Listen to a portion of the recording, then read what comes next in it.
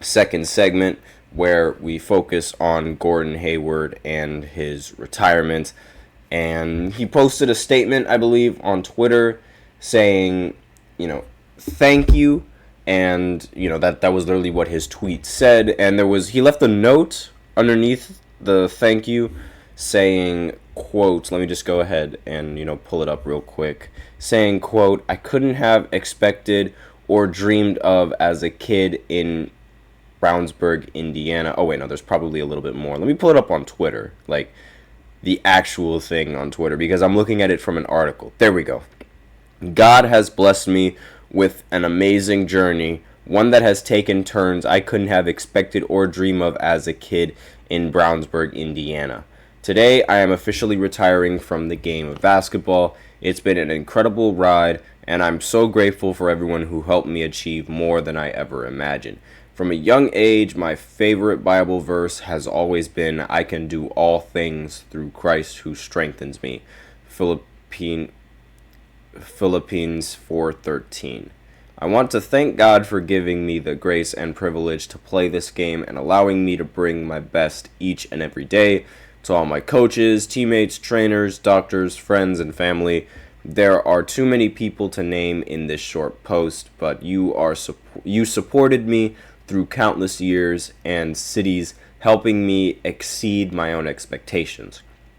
A special shout out to my mom and dad, my biggest fans, always cheering me on with unwavering support. My agent, Mark Bartelstein, again, forgive me if I botched that last name, the best in the business, a pillar of sanity through countless phone calls before and after games. My kids, Bernie, Charlie, Nora, and GT, you have been my inspiration, encouraging me to keep playing even when I could have been at home with you. And the biggest and most important thank you to my wife, Robin. Without you, I don't know where I'd be. You embody all these roles and so much more. To all my fans, thank you for supporting me through the ups and downs. I'll always cherish the letters of encouragement and the moments we've shared around the world. You inspired me to always dream big and improve every day. And for the young players up next, I challenge you to do the same. As I move to spend more time with my family as a father and husband, I look forward to new adventures and challenges, taking with me the lessons I've learned on the court that will guide me across my next chapters, both in business and in life. Can't wait for what's next. End of quote. That was the end of the little statement that he gave out. So, obviously, I mean, if you're a fan like me, like that's been watching the NBA for a very long time, then you'll feel a little bit disheartened at the fact that Gordon Hayward has, retired. And really, he is one of those players that it's like you had to have been there in order to, and you had to have been watching just to know, like, how talented of a player he really was. Like, I mean, when you look at his career in retrospect, like with how it's unfolded and things like that, you would look at it and you would assume, okay, I mean, it's not like he's all that, like he's not that much of a player, right? He has only one All-Star appearance, but that was his best year ever, and it was really just, sad how that year ended up turning out. I mean, Gordon Hayward on the Utah Jazz, he was a absolute legend. I mean, he was a bucket. Like, he would get you buckets. And I mean, in his All-Star season, he averaged 21 points per game, 3 assists, and 5 rebounds. Now, in today's standards, that is just, not all that impressive, I'm going to be honest. But back then, that was very, very impressive, averaging 21 points. That was incredibly impressive, and that was his only ever All-Star appearance. Then, late after his, stint with Utah, he tried, to end up winning, right? Obviously, he would have tried to win. And so he then gets traded over to the Boston Celtics, I believe, it's either he gets traded or he signs. I don't exactly remember what happened, but I do know that there was a move that wounded him choosing to go for the Boston Celtics. Like, he ended up being a Boston Celtic in 2017, 2018. He only played 5 minutes in that season because in the very first game that he started for Boston, he ended up breaking his knee. Like, his knee was in a very, very awkward position when somebody tried to throw him a lob.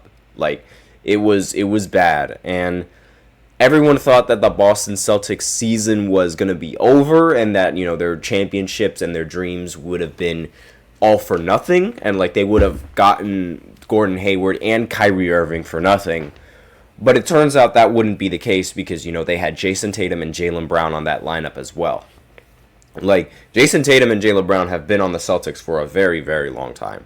But, aside from all that, I mean, we were expecting a Boston Celtics team to be composed of Kyrie and Gordon Hayward. We thought that was going to, rock the NBA. Like, we thought Gordon Hayward was going to do this. We thought he was going to be this, phenomenal athlete on the team, paired up with Kyrie Irving as well.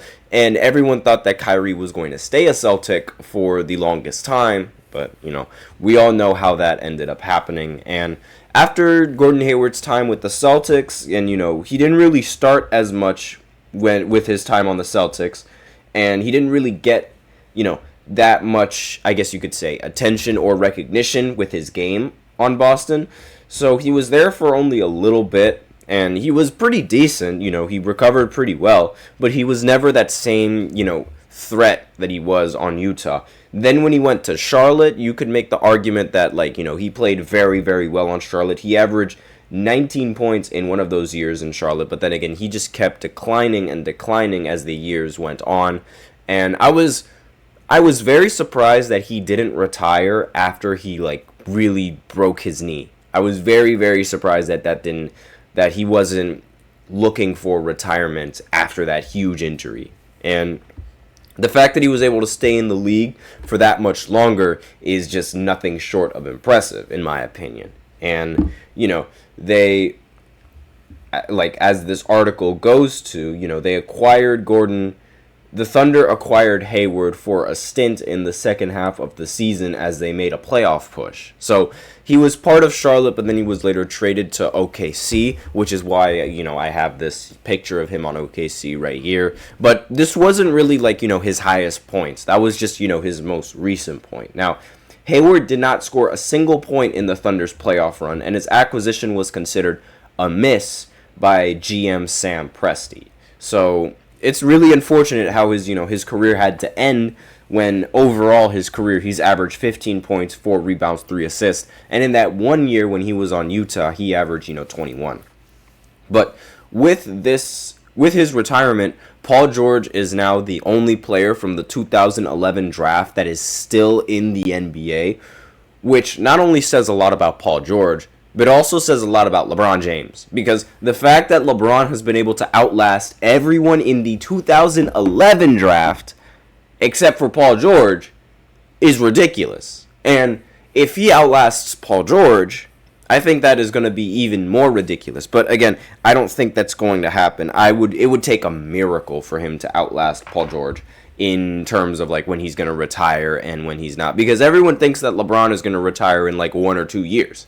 Now, I don't know how many more years Paul George has under his belt, but I'm pretty sure it's going to be a little bit more than 3. Just a little bit more.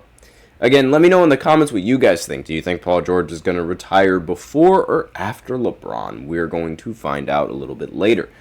And, with Gordon Hayward retiring, it's just, it's a really, for all of those nostalgic fans like I am, it's it's a really sad day. And, props to him. I wonder what's going to be, there for him for the future. I'm very curious what his next step in life is going to be. So, since we are done with this segment, I'm going to go ahead and go into the third segment where I talk about Jarrett Allen and his recent contract extension with the Cleveland Cavaliers. So I'm just going to talk a little bit about that right after this short break, so be sure to stay tuned.